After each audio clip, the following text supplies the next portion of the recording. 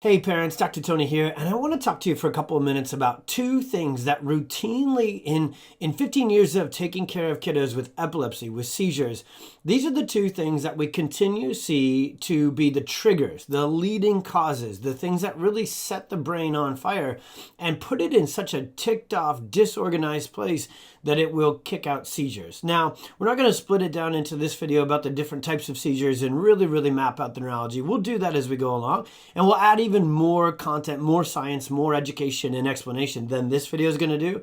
But when you understand this first, you'll see that these are the two things that your traditional epileptologist, your traditional medical neurologist, they're not looking for these things. When they look at EEG or they look at MRI or they look at blood work for a kiddo with seizures or an adult with seizures, they're looking close, but not close enough to really find where these two things are, what they're doing, and really where they came from. So we're going to talk about these two things, and then we're going to talk about what actually causes the things that are causing the trouble. All right? Hang with me on this. Number one is the brain gets ticked off. I mentioned it right out of the gates. A stressed out, sympathetic dominant, what we like to call noisy brain, over time can very much contribute to being a brain that kicks out stress in the form of seizures when it gets to be too much. Now, generally, we don't see this first variable by itself cause seizures. This first variable by itself, called noisy brain, or the nerd word for it is called disafferentation. So when something called nociception, which is noise and noxious or toxic mechanical stimuli into the brain, so it's literally caused by physical restriction, neurobiomechanical tension, especially in the neck, especially in the traps in those areas. So we call that subluxation. It's a shorter word than neurobiomechanical tension.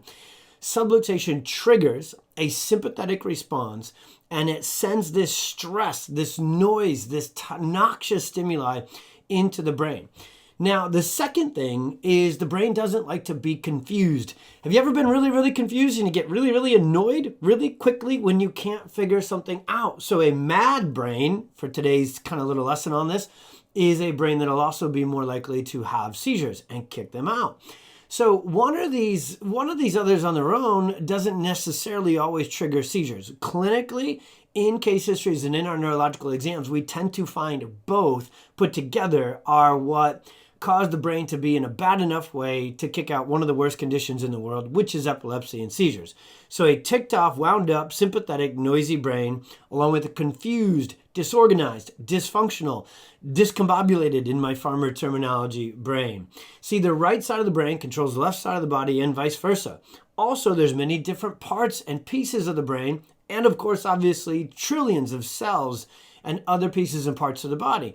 The brain and the central nervous system need to have clear, absolutely crystal clear communication to keep all of that in organization. And so what we find is, putting a bow on this, is a wound up, stressed out brain and a disorganized, confused brain. Those are the two things the brain really doesn't like. And what it'll often do in response to try and reset and kick out that stress is go into a seizure. It's trying to reorganize itself. It's trying to blow off steam on its own. And that's what's coming. That's what's causing it. That's what those two things can really trigger and add up to, over time, seizures. Now, that's why for so many kids, they don't start with seizures. But what if they did start with stress? What if they did start with a noisy, stressed, disorganized brain?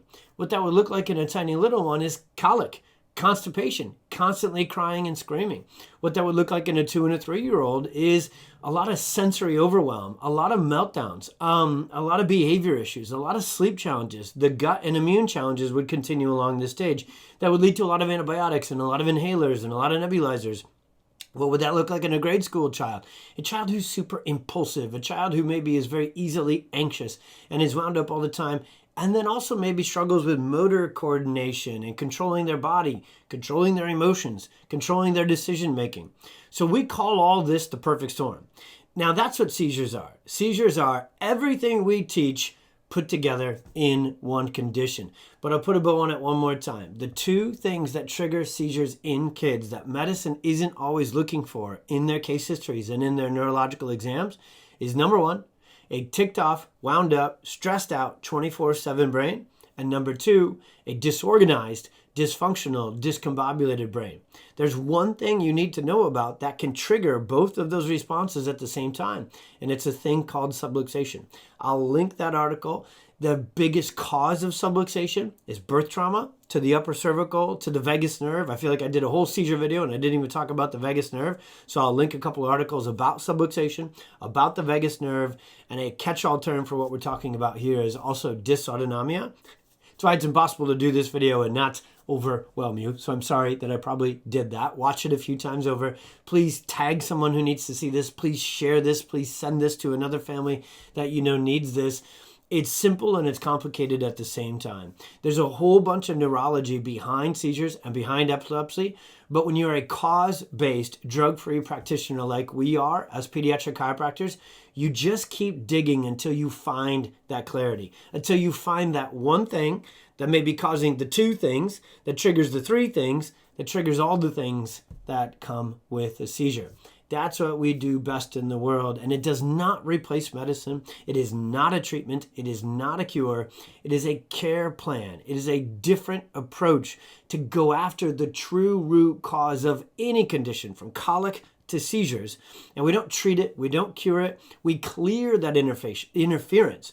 We get rid of that subluxation and that sympathetic dominance and that tension and that confusion.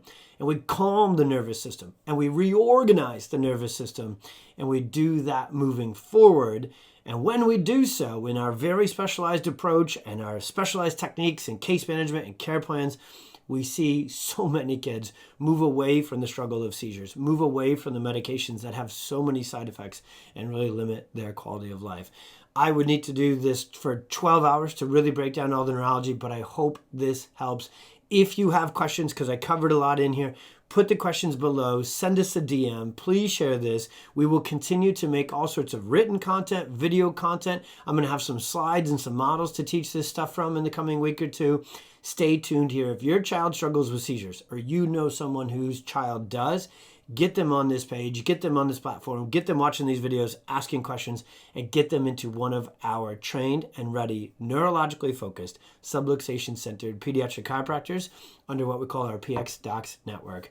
There is always hope, there's always answers, and there is drug-free action steps you can do to help your kid heal. You might just not known about them yet. Now you do. Here to help. Talk soon.